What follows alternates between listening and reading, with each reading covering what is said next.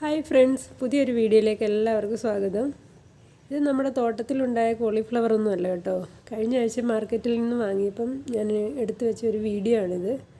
ഇത് നോക്കിയിട്ട് ഇതിലൊരു പുഴുക്കത്തോ ഒരു കേടോ ഒന്നും കണ്ടില്ല. അപ്പം നല്ല ഭംഗിയായിട്ടിരിക്കുന്നുണ്ട്. അപ്പോൾ എനിക്കൊന്ന് വീഡിയോ എടുത്ത് വെക്കണമെന്ന് തോന്നി.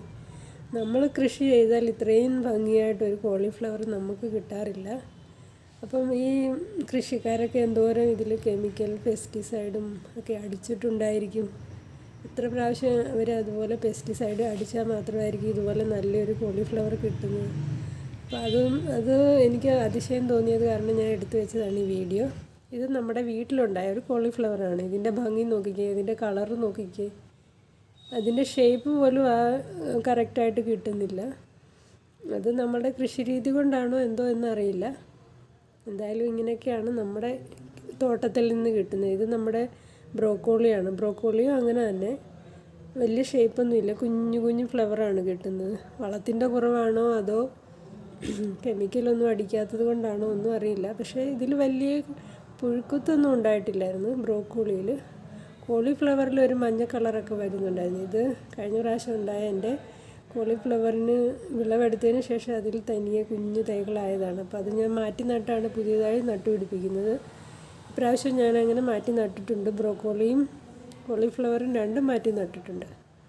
പിന്നെ നമുക്ക് കുറച്ച് പുതിയ പച്ചക്കൃഷി തുടങ്ങാനായിട്ട് ഞാൻ കുറച്ച് വിത്തുകളൊക്കെ വാങ്ങി വെച്ചിട്ടുണ്ട്. ഇത് നമ്മുടെ നാട്ടുപച്ച എന്ന കൃഷി ഗ്രൂപ്പിൽ നിന്ന് വാങ്ങിയതാണ്. കുറച്ച് നല്ല നാടൻ വിത്തുകളാണ് അതിൽ കൊടുക്കുന്നതെന്ന് കേട്ടിട്ടുണ്ട്. അപ്പോൾ അങ്ങനെ ഞാൻ വാങ്ങിച്ചതാണ്. കുറച്ച് കുറ്റി ബീൻസും കുറ്റി വാളരി, പിന്നെ 2-3 ടൈപ്പ് പയർ, നിത്യവഴുതന, വെണ്ട, അങ്ങനെ കുറേ ടൈപ്പുണ്ട്. ഇത് കുറ്റി ബീൻസാണ്.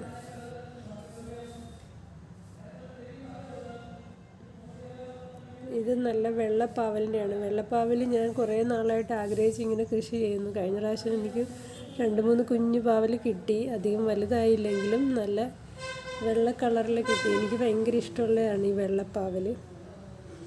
അങ്ങനെ അത് കിളിർത്ത് കിട്ടിയതുണ്ട്. അതിൻ്റെ വിത്ത് എടുത്തില്ല, പക്ഷേ ഇതും വെള്ളപ്പാവലാണെന്ന് കരുതി ഞാൻ വാങ്ങിച്ചതാണ്. ഇനി അറിയില്ല, നട്ടു നോക്കിയിട്ടറിയാം. ഇത് 2-3 ടൈപ്പ് പയറുണ്ട്. അതെല്ലാം പിടിച്ച് വരുമ്പോൾ അറിയാം എങ്ങനെയൊക്കെയുള്ളതാണെന്ന്. മീറ്റർ പയർ നേരത്തെ എൻ്റെ കയ്യിൽ ഉണ്ടായിരുന്നതാണ്. പിന്നെ ഒരു പച്ചമുളക് അവർ ഫ്രീ ആയിട്ട് അയച്ചു തന്നിട്ടുണ്ട്. ഇത് നമ്മുടെ